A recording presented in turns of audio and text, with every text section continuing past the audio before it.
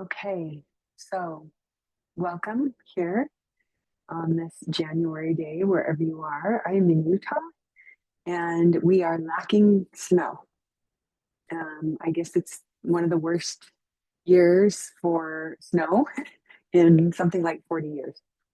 So, um, and it's warm for winter. I guess it's in the 40s and even up into the 50s sometimes, which is down here in Salt Lake.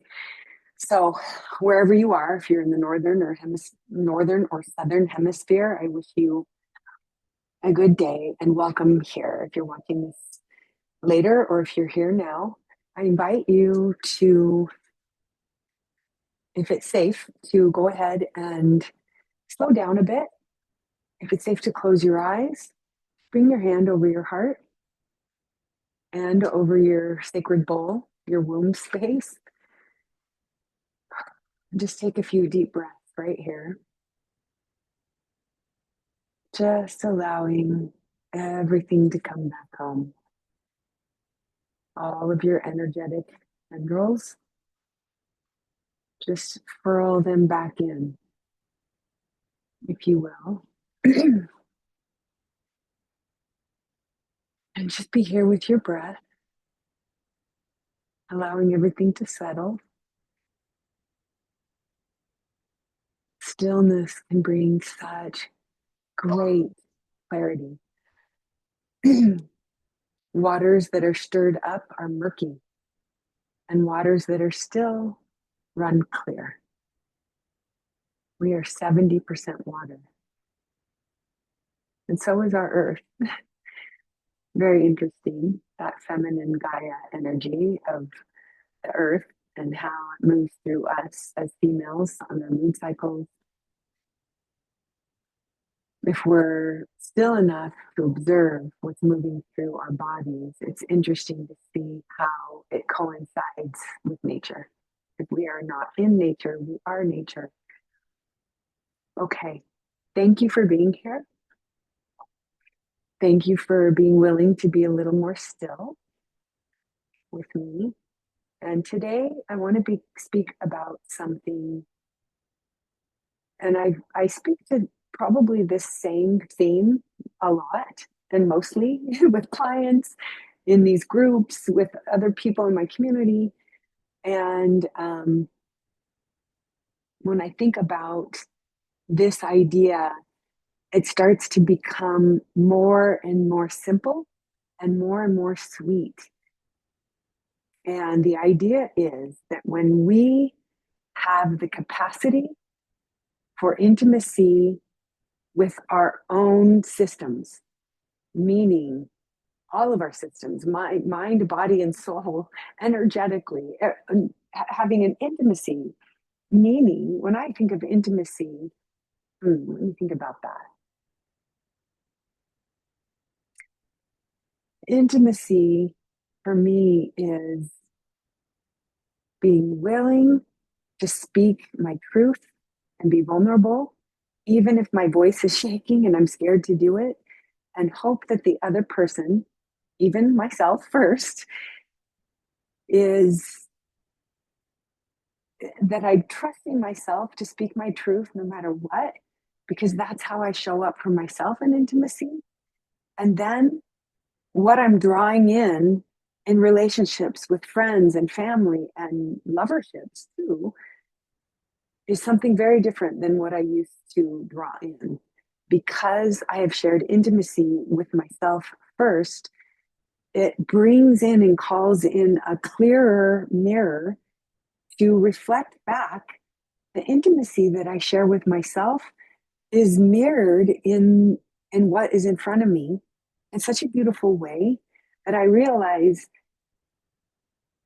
it's so worth it's so worth the effort to turn in and tune in and to be here. So I want to speak about this. So intimacy is not something we do with others.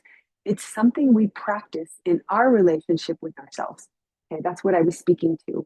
Our nervous system, and this is important to note, our nervous systems, they set the ceiling for intimacy in every area of our life.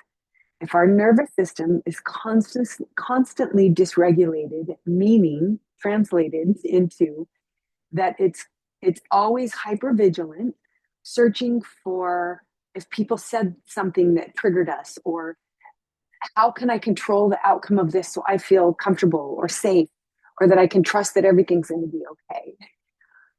If our nervous systems have been wired towards that, in living in our limbic system, the fight, flight, freeze, or fawn, fawning being kind of people pleasing and shutting down your needs in order to make other people feel safer, or that their needs are met before yours are.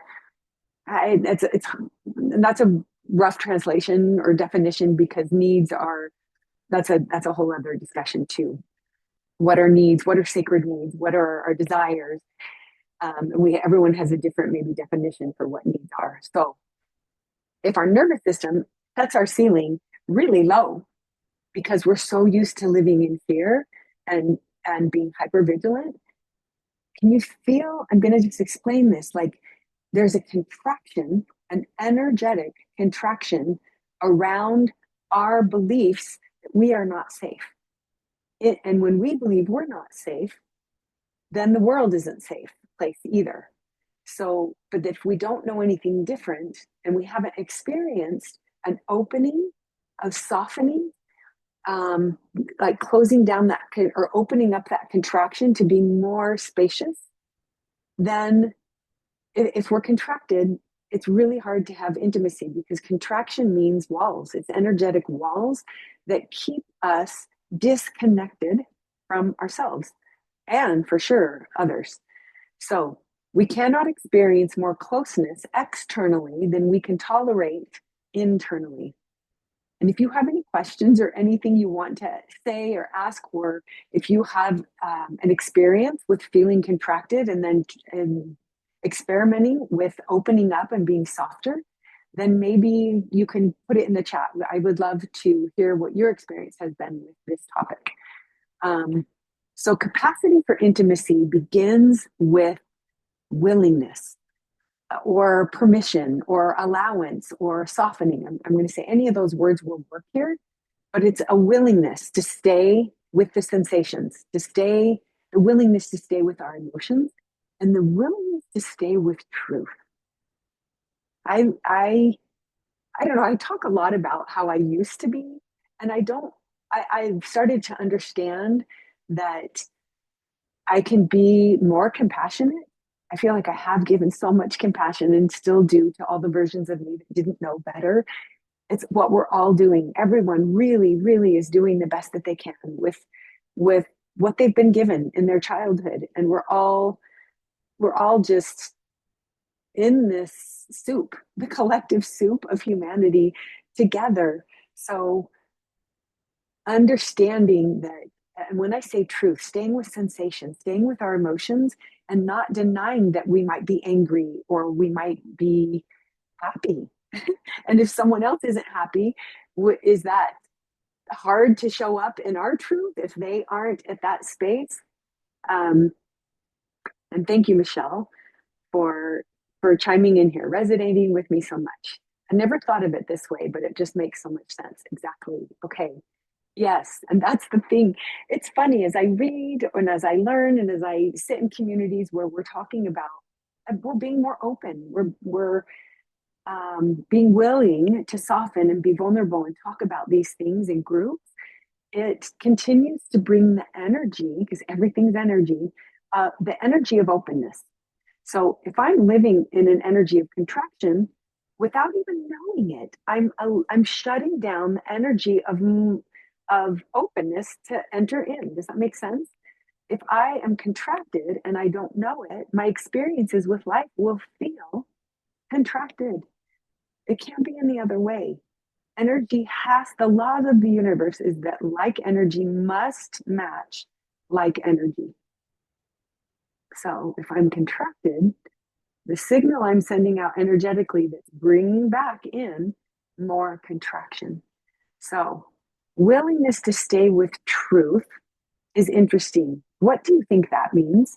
If you want to put it in the chat, what it means for me and everyone may have a different experience of this, is that what is true, willingness to stay with truth for me feels like it is true that this is happening right now and I can't control it. I don't need to fix it. It's not my responsibility to change it or make that person change or this experience be something more comfortable. It is happening and therefore it is true. Do I have the willingness to stay with the truth without trying to? So when we learn to stay with our own inner experience, with truth, with what is true and happening in this moment without fixing, bypassing, do you know what that means? Bypassing, a lot of people will say, well, they're spiritually bypassing. It's a way to be like, kind of like a positivity, like, oh, that's okay, that's fine. Without really acknowledging what's actually happening. I am really angry right now. Bypassing would be like, oh, I'm fine, kind of just shoving it down and pretending it doesn't exist, that it's not true that I'm angry, or judging it, judging my emotions as good, bad, right, or wrong.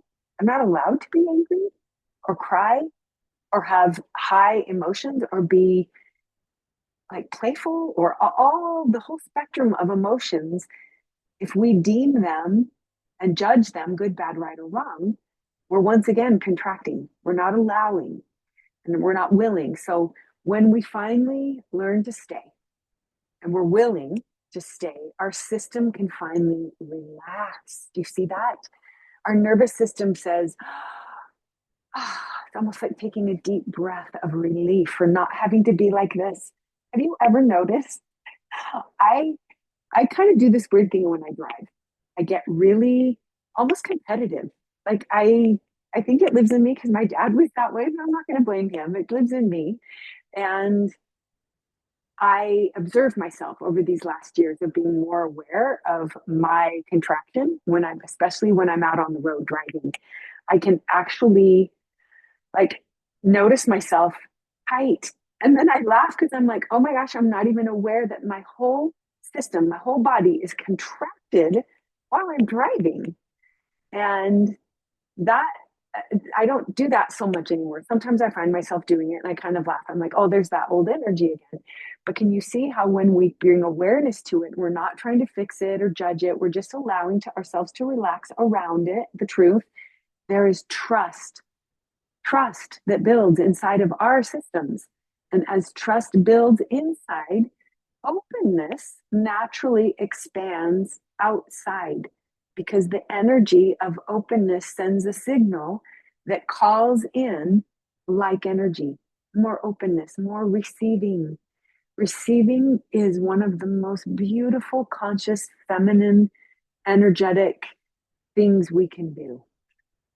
And it's something that we're starting to learn about more and more by experimenting with being open instead of contracted. A wounded feminine energy contracts, it isolates, it shuts down, it hides.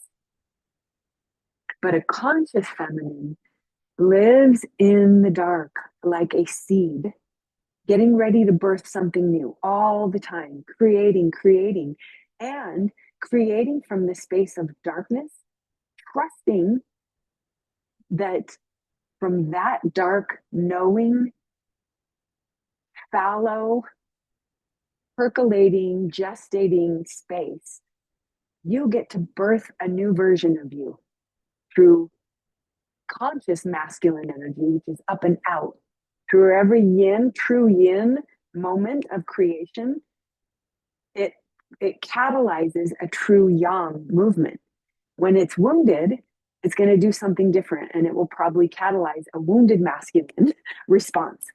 You see how matched energy will match what we're offering, whether we're aware of it or not. How aware are we of our openness or lack thereof in our lives? So as trust builds inside, openness naturally expands outside with people, with love, with creativity, with all of life. And many of us were taught to leave ourselves, like kind of dissociate when things got uncomfortable. Do any of you have any experience with that? I'd love to hear about it because my experience was I just, as a kid, I grew up in a big family. Lots of us were. Actually, it doesn't matter if you were raised in a big family or not. Even if there were like three kids or two kids, we all have our version of feeling unseen. And I learned quickly that if things got uncomfortable or my emotions got too intense, because I was a pretty playful little kid, dreamer, wanderer, free spirit. I was like a tomboy out and about. And maybe I was a little bit too much. And I learned that it was easier for me to maybe hide some of my personality and my spunkiness or whatever. I don't know what to call it. Maybe it's ADD, but whatever it was, it felt like maybe I was a little bit too much. So I learned that it was easier to shut myself down a bit when things got intense inside of me. So, intimacy work is the practice of not leaving. Not leaving what? Not leaving ourselves, not betraying ourselves, not abandoning ourselves when things get uncomfortable. This is what intimacy is. When things get uncomfortable, our willingness to stay open and receive what is true without running, without shutting down, without people pleasing, but staying present, that's where the magic happens. Because when we're doing it with ourselves in moments of stillness and silence, we finally are building and creating within us a home. When I talk to women or men, any clients, about coming home to themselves, I can tell instantly who's been doing intimacy work with themselves and who hasn't. Because when someone has not been willing to stay with themselves, the look on their face when I say coming home to themselves is like a glazed over kind of like, uh-oh. And I'm like, oh, I recognize that look because that used to be me too. I used to be scared when I would hear the idea or the concept of coming home, a homecoming, coming home to what?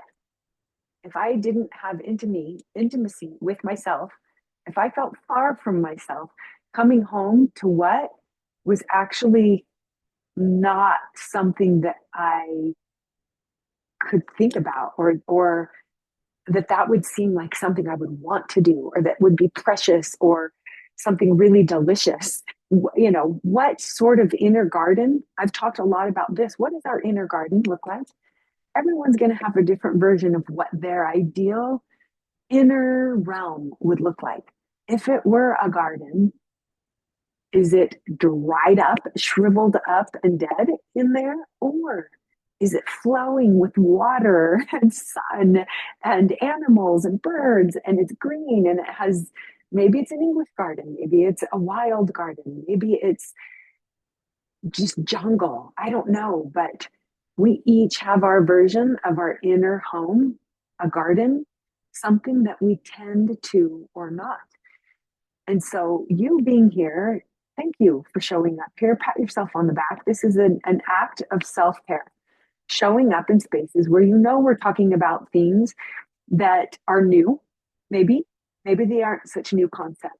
But I know as I speak, sometimes it lands with people and resonates as truth, or they wouldn't be here, or they wouldn't be coming back. This work of inner intimacy, it doesn't require intensity. All it requires or wants or invites us into is presence. Presence.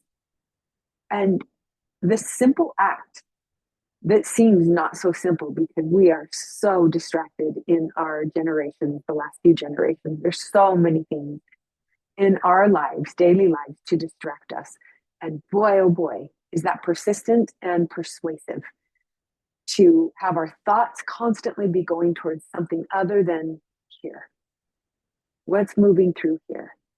How does that land with me? How does that trigger me? Because life is our ally. What if we can believe that we're a victim of life? Or what if life was our ally, showing us all the time where we're still not free? Honey, you've still got some more there. Go back in. Go back in and listen. Sit. Be still.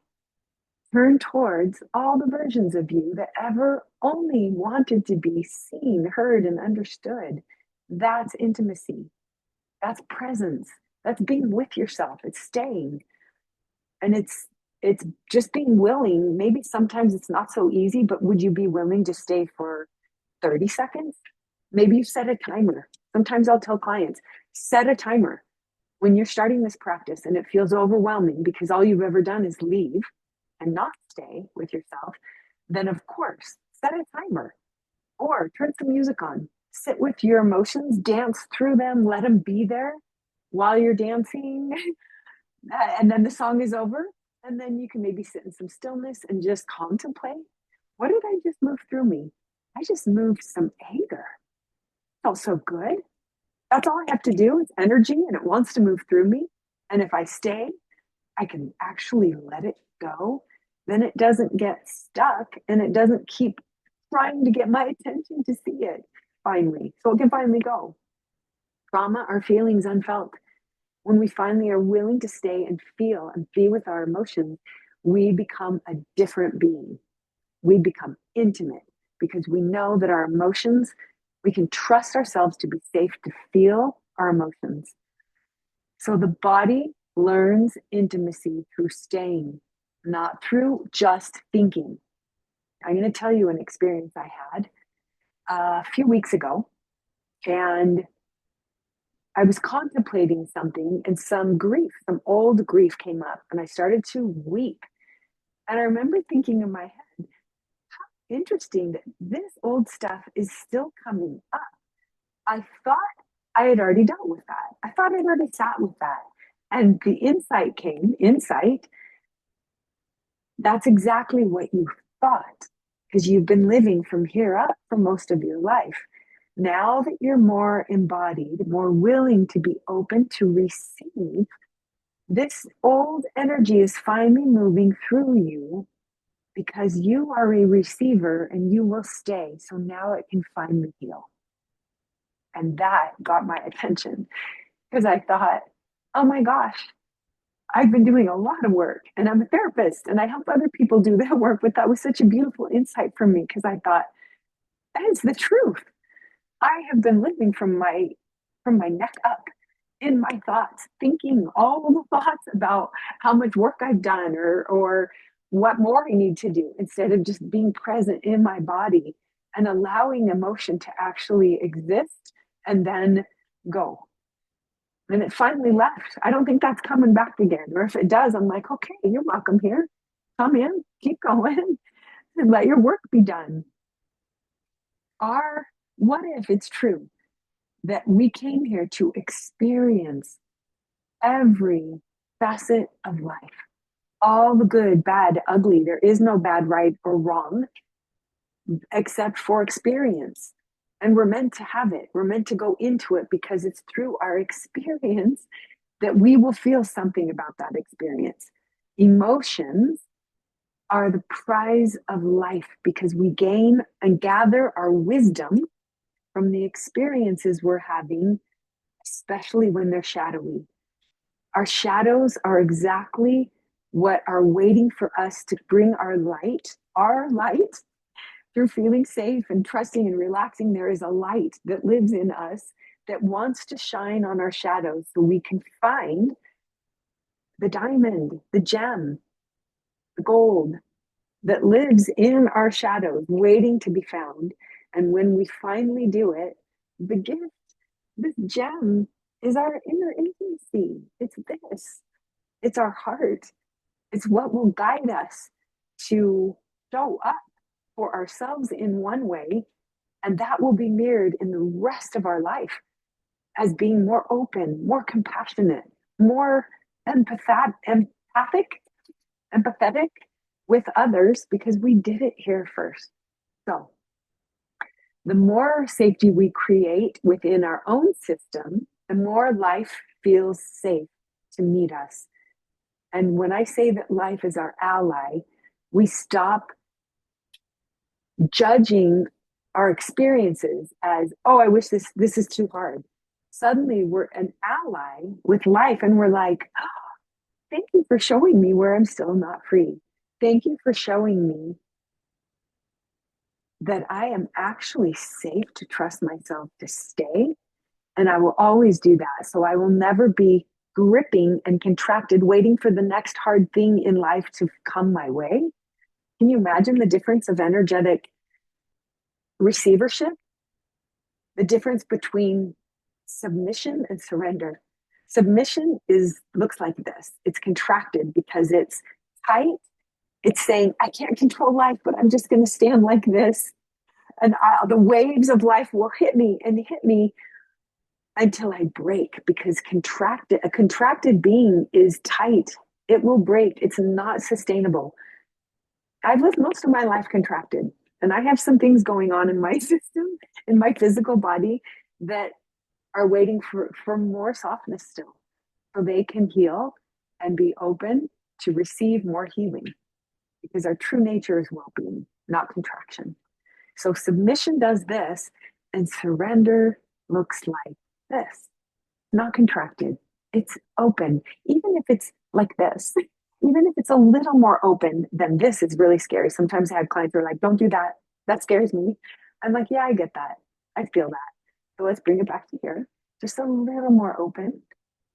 And with that surrender, can you understand, as women, if any of you have given birth, that in order to give birth to a child, our bodies must dilate. In order to dilate, we must soften.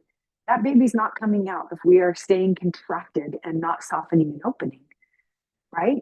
There must be a contraction before the dilation. That's how it works, right? Contraction, expansion, dilation. So as we surrender and become more open in our energetic allowance, receiving, guess what happens? We suddenly are open to receive new things and birth through our dilation, our softness, a new version, a new energetic frequency of experiencing myself as more open, as more receiving. And this is wild, but I promise you this is how it works, because everything is energetic. Even the smallest opening in your energy of like, okay, I'm going to give this a try. That feels really good not to be so contracted. Even that sends out a signal that will start to bring in more synchronicities, more opportunities, more connections, more, like, it's crazy how it happens, because you start to see more of life and experience more of life, if that's possible, and not be scared of it. That yes, I'm open, and now I am willing to have all experiences teach me more about me, more about life, more about other people. We're all in this together. Everyone, our sacred needs are to be seen, heard, and understood. And we are wired as humans for intimacy, for connection. That lives deep in us. We are tribal, and it goes back, back, back. So when we are disconnected from ourselves, all of life will be disconnected from us. We won't know it. We will only feel the suffering of the contraction, and we won't know why, because we don't know what we don't know. So it's so beautiful to contemplate. If I open just a little bit more, if I can breathe and be present and soften just a little bit more every day, I start to rewire my brain. So now it's not going to contraction immediately. It goes into, maybe let's try this open thing again. And that's all it is, over and over, until after a few weeks, neuroplasticity, all the research from there's so much research now that it doesn't take more than a few weeks of being aware that you're doing something and thinking something and saying something and acting in a different way. It creates a complete new path, and you're on your way to being more open. And you keep doing it and you keep doing it, and suddenly all of life has an intimacy.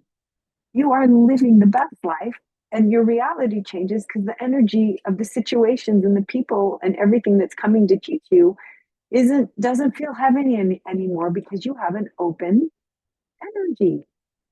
And that's what happens when you are open to life. Life is opening you in beautiful ways that don't feel scary anymore, because we are here to feel it all, to be alive. What does it mean to be alive? Does it mean to be dull and shut down and contracted and controlling and all of the things and people and situations in life because it's just too scary? What would it be like to soften around yourself, to hold yourself when nobody else can. Yes, it's lovely when we have partners and friends and family members and people in our lives that can hold space for us. But in some ways, those things, people, experiences can become a distraction to our capacity to do it for ourselves and with ourselves first. So it's beautiful when we have people in our lives that can show up for us. But can you imagine if you start to open up to yourself and create a deeper intimacy here, your capacity to call in someone who can match that energy will happen naturally. And you're not seeking for the right partner anymore, or the best friendships, or the opportunities at work, or wherever in your life that you are yearning to have depth and intimacy beyond the shallow end of life, but to dive into the deep end of life and feel alive through intimacy, which is the deepest, vulnerable, beautiful connection we can have. So, this is why healing isn't about becoming more open. Yes, it is, but it's actually about removing the reasons we learned to close in the first place. And that was happening in our childhoods. So I'm curious if anyone is here and willing to share their experience around contraction. Have there been times in your life, maybe it's happening now? Yeah, I'm a therapist and I teach this stuff, and it happens because I'm human. Yes, I'm better at it than I used to be, but I know that, like, in a year, 6 months, we're always growing, we're always expanding and changing when we are willing to be more soft and aware of where we're contracting. Oh, I'm contracting right now. Let me take a breath. Let me come back. There it is. There's the softness again. I'm not far from it. It's always there. My truest nature is not far from the distraction. It's right there in the silence and the stillness, and I can access her anytime, anywhere, because now I know how. So, here are a couple of questions before I'm going to open this up. If anyone has anything that they might need support with, I am here. So, here are a few questions. Maybe if you want, you can close your eyes while I kind of read these. But here is this question: where do I leave myself when sensation or emotion arises? Where do I leave myself when sensation or emotion arises? Where do I go? Where have I been going? That's a really beautiful awareness to start paying attention to it. What moment do I dissociate or distract or numb out or dismiss, avoid? At what point do I finally say, without awareness? So now you're bringing some awareness, you're shining that light on a shadowy place that wants some attention because it wants to move. It wants to be more open and spacious. Michelle says, the last week and a half, I realized that I was living in fear and so tight that I've had lots of muscle pain. Hearing this, I realized it's contraction and tightness. Yes, yes, beautiful. Sometimes we wonder why we have neck pain, back pain, joint pain. It's from years and years, for me, my lived experiences, from years of contracted energy, not even knowing it. It was so normal. I didn't think anything was different, that it could be different until it started being different. And that's when things started to shift and move, right? Even that breath, can you see there's an energetic shift right there, just in the breath?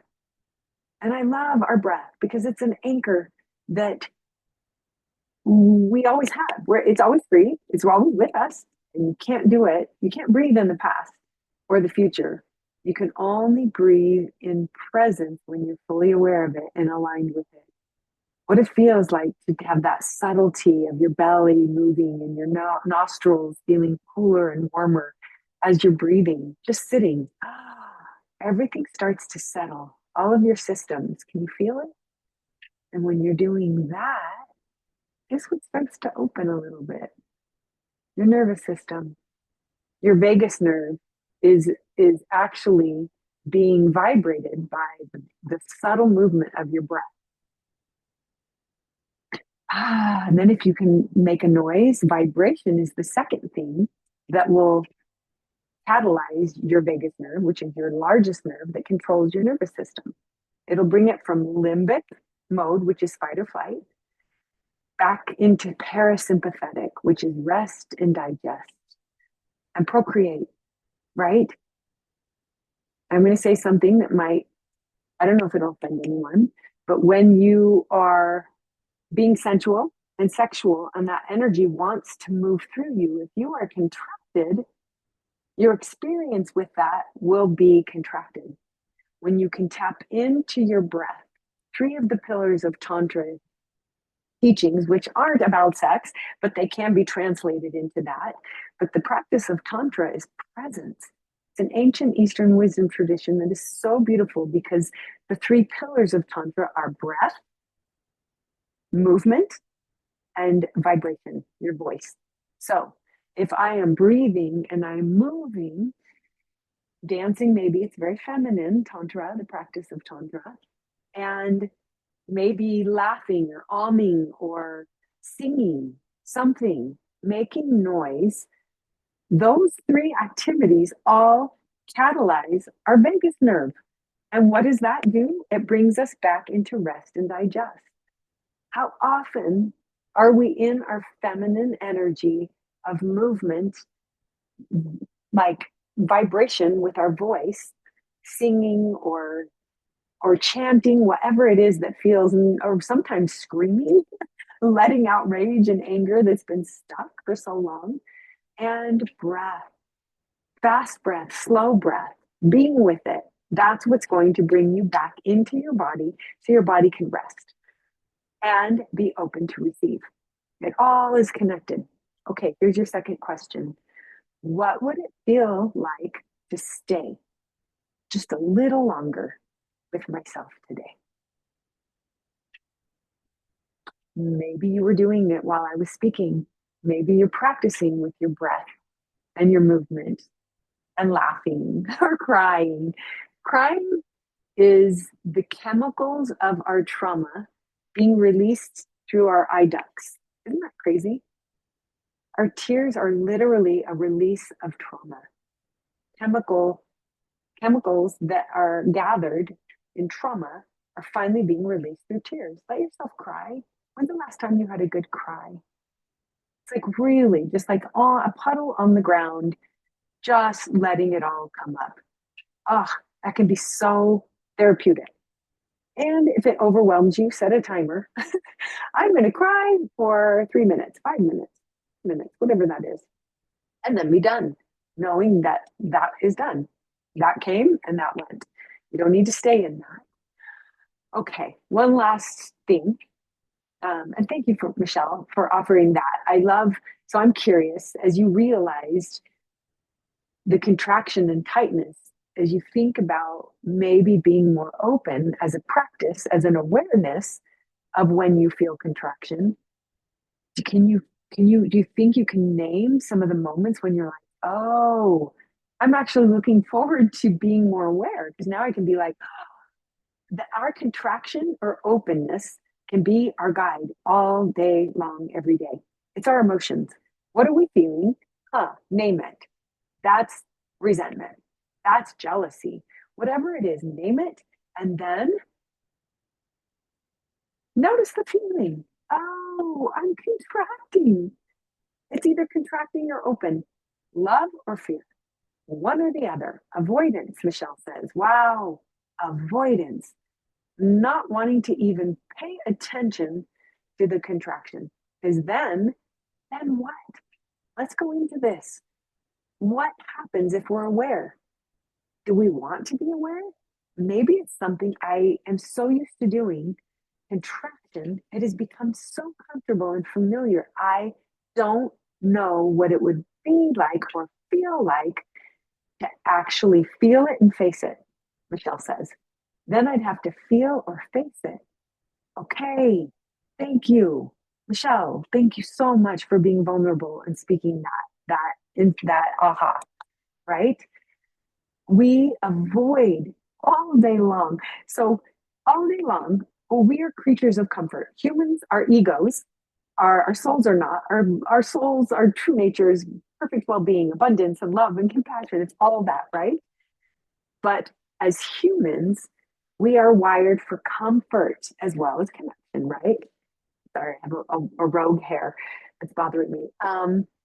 So, as humans wired for comfort, we are constantly doing this push and pull all day long. I'm too warm. I need to be a little bit cooler. Oh, I'm too hot. Oh, that's spicy. That person there, I'm not going to talk to them. Oh, that feeling, I'm just going to go over here and eat something all day long. And you see how we are pushing and pulling comfort and pulling comfort in, pushing comfort out. And Buddha calls it like aversion and clinging. We have an aversion to things and we have a clinging, like a desire to cling to the things that we do. And all day long, that will take all of our energy if that's all we're doing. And that's what I did for most of my life. I had no awareness that that push and pull distracted me. It was an energetic wall between life and me, and me and me, if that makes sense. I was far from myself because I was avoiding my emotions, what I was feeling, my contractions, that I have a pain in my neck because I'm always contracted. Really? Huh? I think of how much physical dis-ease ends up in our bodies, living in our bodies, because it started emotionally, mentally, by overthinking, by avoiding what actually is true and that wanted to come up to say, how does it feel to be so contracted? I keep life is like I keep coming and trying to show you where you're contracting, but you won't listen. You won't see me. You won't. You're not willing to be in relationship with me, so we can share intimacy. You're not willing to create an alliance with the only person who can never leave you. That's you. Yeah, it's very interesting. As I started to do this deeper inner work with myself, I I started to realize the lack of depth that I had in relationship with everything else outside of me. But I didn't know that because it was so normal to be shallow here. It was really easy to have a shallow life, like not going very deep in talking to people or even my then husband, just no capacity for depth to try to speak about things that were hard, things that were moving through me that I just shove them down. No, it's not allowed. I can't feel that. I could never say that. Why? What are we doing then? What are we doing in this life if we are not willing to take a dive into the deep end of life? I don't know about you, but I'm so grateful every single day as I feel myself and life become more and more and more open, and I feel more and more connected to source, to God, to Heavenly Father, whatever you want to call that, because I created intimacy with myself. I am not separate from source. When I'm creating intimacy here, guess what? Guess what? I am creating intimacy and depth and guidance and knowingness with source. Because now I understand I've never been separate from it. So, Michelle, when you say, then I'd have to face it or feel it, what do you think about that? How do you feel about that? We have about 10 more minutes if you're willing to turn on your mic. You don't have to turn on your video if you don't want, or you can put something in the chat, or if you're not around anymore, if you're off in the bathroom or doing something else, I get that too. but I'm curious. Um, and maybe it's something you can just sit with and be a little still, bring some stillness and some silence and some contemplation. I love the definition of contemplation for me isn't like analyzing it. It's actually giving space between whatever it is that maybe we haven't been willing to turn toward and to have some space, but actually turn towards it and contemplate, maybe ponder, because what you're doing is you're opening up your energy. Guess what is coming in now? You can't be open if you're like this. It has to open in order to receive. So you get new insights. I'm trying to find the mic and camera buttons. Okay. I found It's, the mic.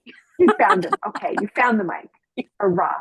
Okay. So Michelle, when I ask you that question, like you just said, wow. I was like, aha, she felt something landed. So I would love for you to share that if you can with us or anyone else who's going to be watching this about this moment of kind of awareness of, maybe I have been contracting and tight. And what is that? What is that contraction?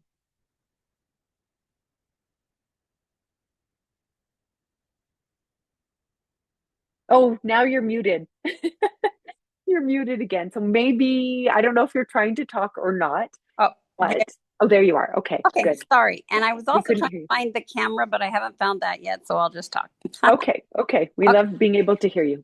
You're so kind. Well, this is just so perfect for me to be thinking about being in communion with myself Mm. because I was on a big trip with my whole family for about 3 weeks.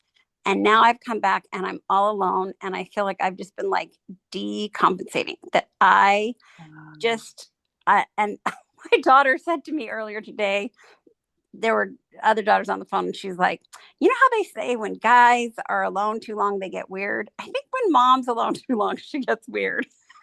I was like, Thanks. great, I'm a bachelor. But it's really true because I haven't been trusting myself. Like, Ah, I am like, I need someone else here to hold me accountable, to keep me to a schedule, to make me do this, to make me face this application I'm supposed to be working on. mm, And I mm, finally had like this aha moment after going to an osteopath 3 times in a week. And I did have surgery before that. And so it's a lot that my yeah, body it's has a lot. to recover from. Okay. But I was like, oh, I think I have been making my body worse and feeling sick because then I would have a legitimate excuse for not doing what I need to do. And I feel so stupid Mm. because how many times in my life have I realized it is actually so much easier when I finally face whatever I've been running away from than all the effort and work to run away and postpone it. But it's like I can't keep learning that. Every I time it's know. like, whoa. Oh, Michelle, you just like said something that is so universally true. You said, if I could quantify, I'm going to encapsulate what you said. This is what I heard. And I think I don't know, I'm just going to say what's coming through.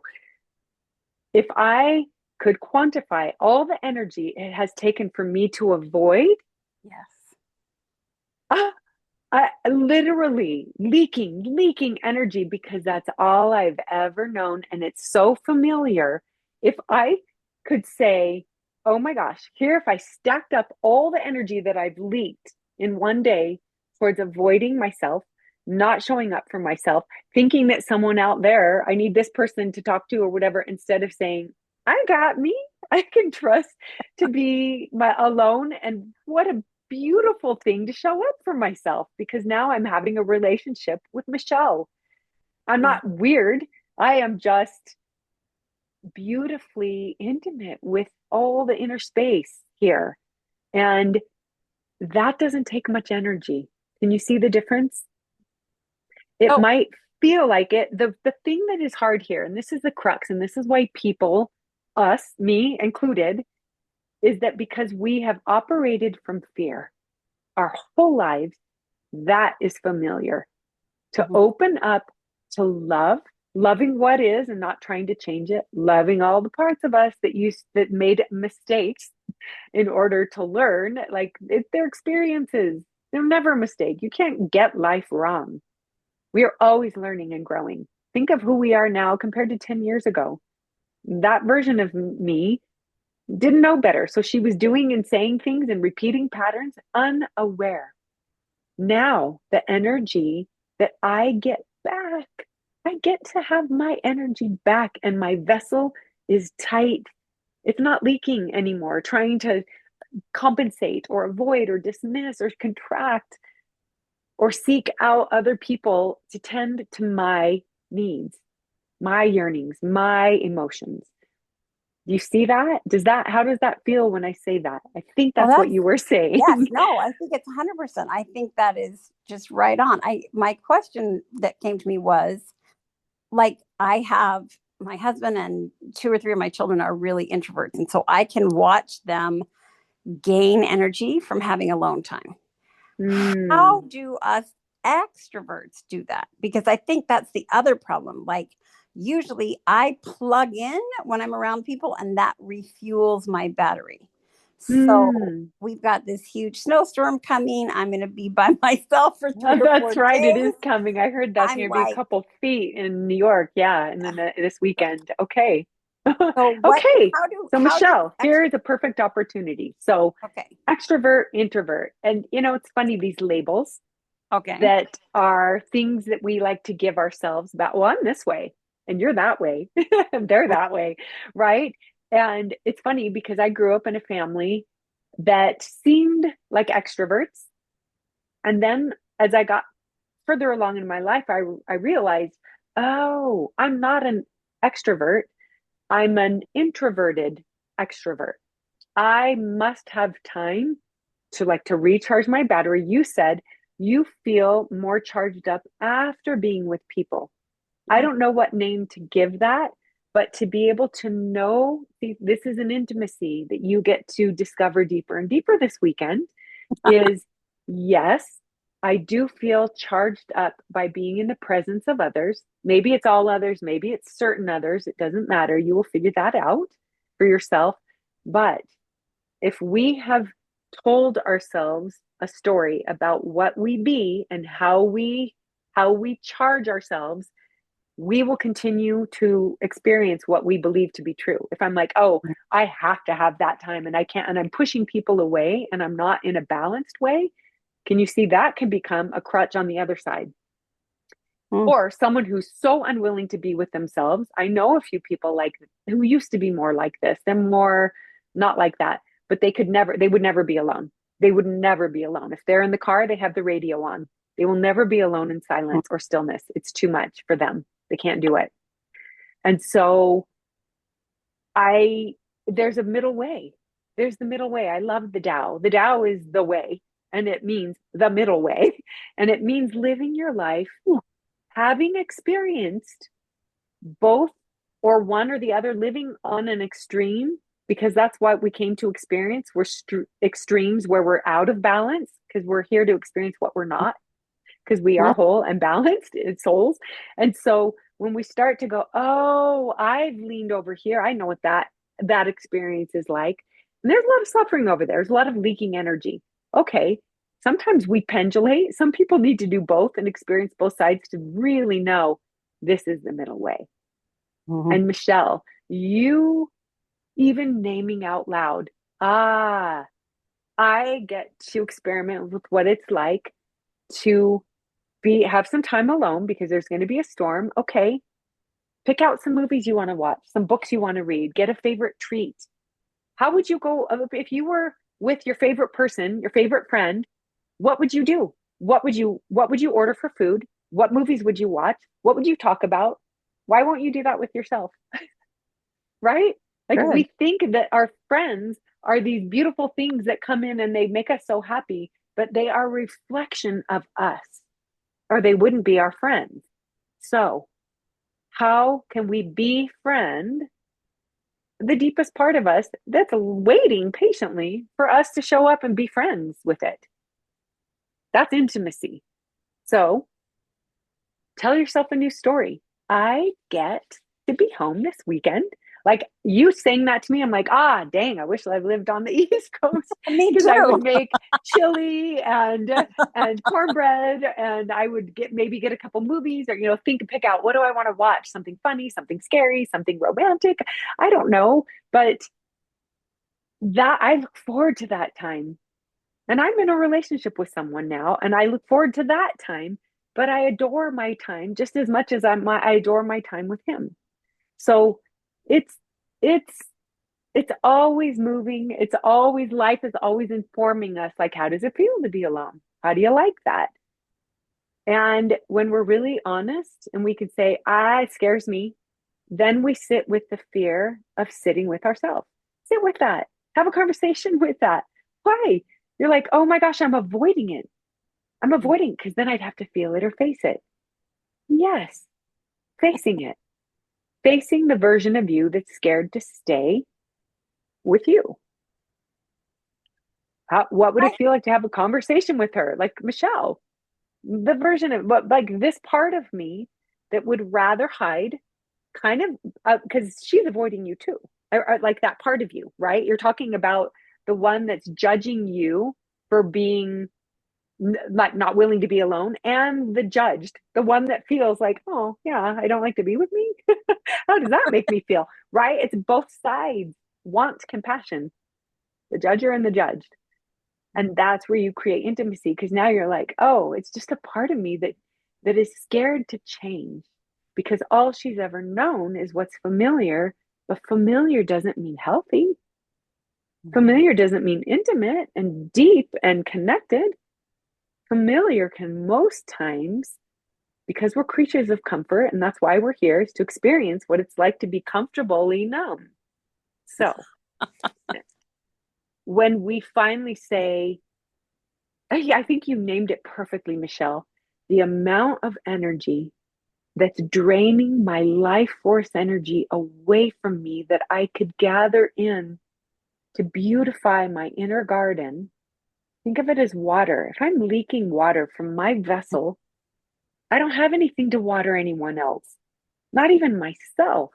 I am barren and dried up. That's gross. I hated that. I hated living like that.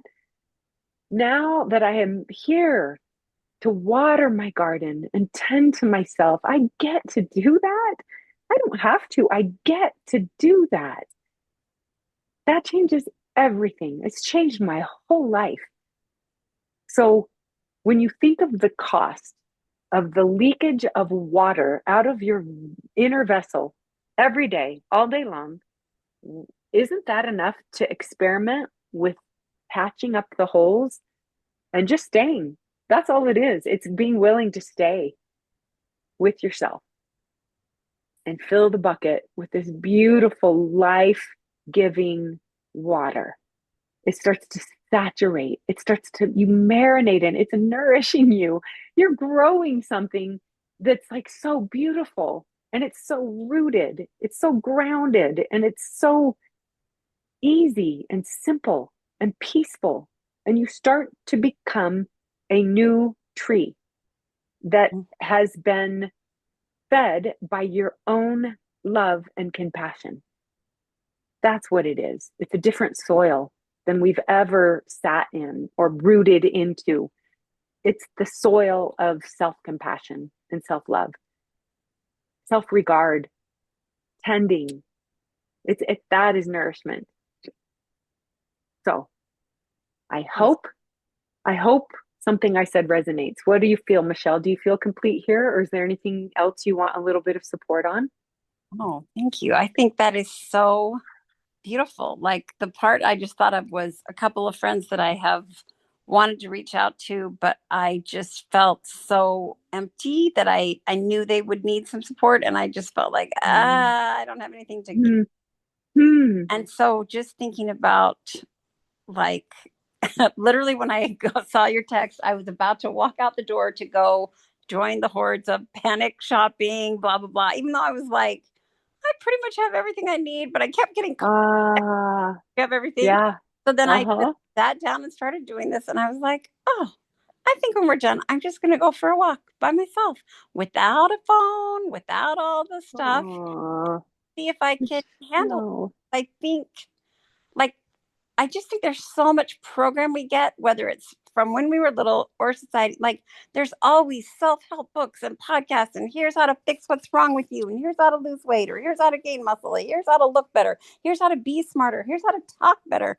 And then it Mm, almost feels like a crime to think, well, I'm pretty good. I want to keep improving, but like I'm okay. Instead of just, I feel like I've just internalized, oh, I'm the least, I'm the worst, I'm the nobody wants me, nobody likes me, blah, blah, blah. And I loved what you said at the beginning about if we're feeling like the world isn't safe, it's because we're not safe in our own body. And I feel amen. like I especially need that because living where I live doesn't feel super safe right now. But Mm, I am remembering I can be safe anywhere if I can connect to source, connect to myself, and breathe. yeah. Yeah. Anything that comes um, is is okay. It's actually beautiful. Let it come. Come what may. And let it be here because I am safe to feel any feeling.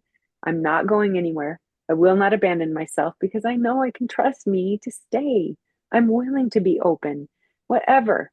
And you start to draw in more safety because now we are connected with our safety that was never outside of us.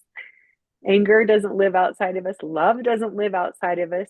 It is reflected in all the experiences and people that arrive in our reality, our mirrors reflecting back to us what exists here already, or we wouldn't be feeling it. You cannot feel what does not exist in you already. So, safety, we award that to someone else. Love, anger, they made me angry. We award that to someone else as well. But when we get really self-responsible, radically self-responsible, there is nothing outside of us that can make us feel anything other than what is our natural state. And if we are off of the middle, if we're living in these places out here that are overgiving or undergiving or whatever to ourselves, then we will constantly be seeking that attention from someone outside of us. You see? So as we actually stay here, we're growing our root down and our branches up.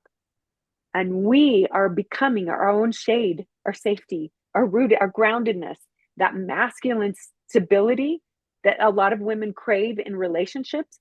It has to be balanced here first, from the wounded back to conscious, which is stable and grounded, holding my feminine within that stability, that both of those energies, the masculine and feminine, live in each one of us in the yin yang sign, yin yang sign in the white part. It's very important. There's still a black dot. That's a Mhm. shadow. And within the black is a white dot, which is the light. We don't get away from opposition, from duality that we're living in this three-dimensional world. One makes the other true. And to be fully human and fully alive means we are willing to experience all of it without saying, no, no, no, not this. I only want this. It's saying, all is allowed and I will stay. And you going for a walk with no distraction. You're right. Sometimes I wonder now, I'm like, is this all a game that we're playing? Like, how much distraction can I actually tolerate and still be still? It is wild. You think of all the offerings on TV, in movies, I mean, you can go down rabbit holes for a lifetime of distraction to keep us far from ourselves. Because when we finally do come home, when we're not scared to anymore, we're kind of unfuckwithable. Like, I'm sorry to say that word, but it feels very relevant because there's a lot of stuff coming in. And when I say it, like, we are, you can't, we're impenetrable. Maybe that's the word. our noble threshold becomes so knowing, it will only allow what will create a bigger garden, more tending, more intimacy into my life rather than distraction. I will no longer settle for energies that don't open me up more to life. I don't want to be available for that. What food am I putting in? What am I aware of that I'm listening to or reading that is keeping me distracted from more deeper intimacy and more of life?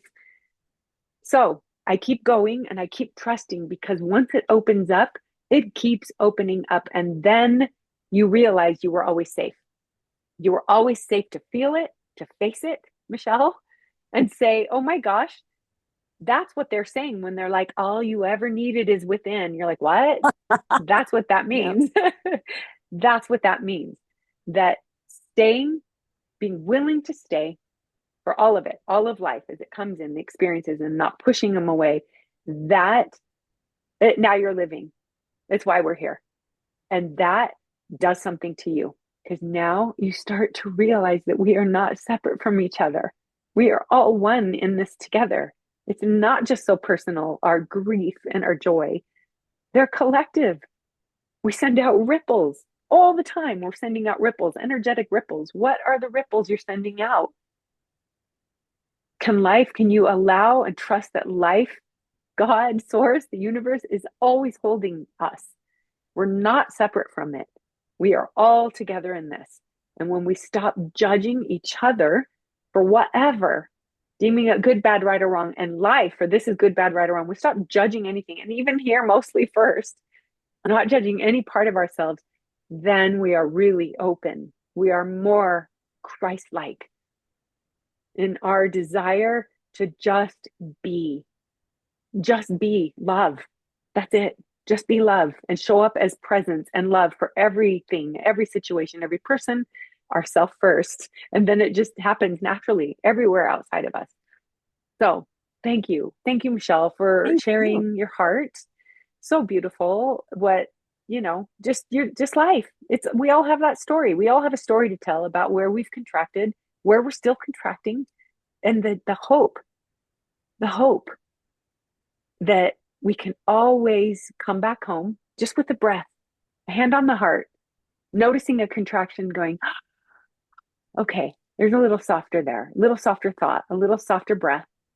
There's some relief there. Now we're back in the flow of life. We're in the middle way. Do the Tao now. In one of the books that I read, it's interpretation of the Tao, and it was Wayne Dyer, and he would say at the end of every chapter, "Do the Tao now." And so in my moments when I'm like, do the Tao now, come back to center, no extremes, just be right here, be present, be still. Yes, there's change coming, because when you are opening up to new things, you're opening up your whole energy to more beauty and maybe a little bit of grief more. Because how do you experience the heights of joy and bliss and ecstasy and love and empathy, the things that are just fill us, if we've never been willing to go to the depth of our grief, of our sorrow, of our regret, and let it move through us? Let it clean it out. Let it just run through us and take with it what no longer belongs in us. It wanted to come and leave, and we held on to it. I don't know. I think that's what we saw modeled growing up. Everyone was just holding on to their pain, not knowing what to do with it. So now we know better. And so we do differently. And it's okay. That's the change. That's the healing that's healing the ripple that's going out, and everyone feels each other's ripples. So as more of us do this depth, this intimacy, this staying, this self-love, can you imagine the ripples that are going out into the collective now? That changes things. There's a lot to fear in this world right now. No doubt about that. But where will you put your attention? Where are you putting your energy will determine your reality. How often are we living in fear, contracted? Guess what we're sending out as a signal, and what is coming, what we're bringing back in unwittingly? More fear, more things to be afraid of, more worry, Can you feel that? Yeah. Or we can open up and respond to life with love. That's open. And when you're open, there's new solutions, new opportunities for peace, new opportunities to know people and others on a deeper way where we're seeing each other and we're seeing how similar we are, because that's what we're paying attention to instead of how different we are and how we can other that, because that's different. You see the difference between contraction and open? The only thing that's ever going to change this world is when we start turning in and loving here. Then we start to see everyone as not different than us. And that is when peace will start to arrive, realizing there's no one to other. We are all in this together. And love is the most powerful energy that exists in this universe. And it will always be that way. And it already won because there's no time. Love already won. So we might as well stay in the energy of love so we can stay connected to the thing that is the most powerful and is moving through us at all times, even when things feel chaotic and messy. Yes, there is wisdom in this experience that brings us back to love. Love allows fear and anger and all the worst, even evil, to exist because there are lessons to experience and learn and wisdom to gain from those things. So thank you for being here. Okay, Michelle, I'm excited for you to go on your walk. I'm excited for you to be like in your home for a couple days, figuring out what it feels like to have a party with Michelle, Oh, I like right? that's a great Yeah. look at it. Have a Love party. Go parties. get your favorite sodas or drinks or little snacks. I don't know. Have a party with yourself. Why And not? perfect. Well, thank you Yeah. so much for Yeah. all your wisdom and all your study to be able to share and show this to us. Thank you, Michelle. Mhm. I I do this. I offer this for free because I love it. I love my life and how much it's changed. I love who I be now. Um, it's not perfect, but it's so beautiful and it's so much more expanded and open that I can't not want to help others feel more peace, more simplicity, more ease in their life, and start calling in the things that they're longing for, which is depth and intimacy. What else are we Thank doing you. here if we are not doing that? Okay, my love. Thank you for being Thank Thank you. here if you're Thank here you. now or watching later. Thank you, Marcel, for coming. I've seen you here, but I've never seen you. But I love you and your energy. I feel you. So thank you for Okay. being here. And And I am happy to have a party with me soon. Ah, perfect. let's have a party with you. So, are you going to have a party with yourself, Marcel? Am I saying your name correctly?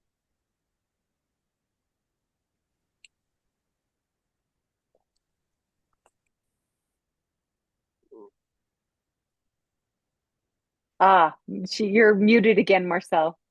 You have a beautiful French accent. I think you're French.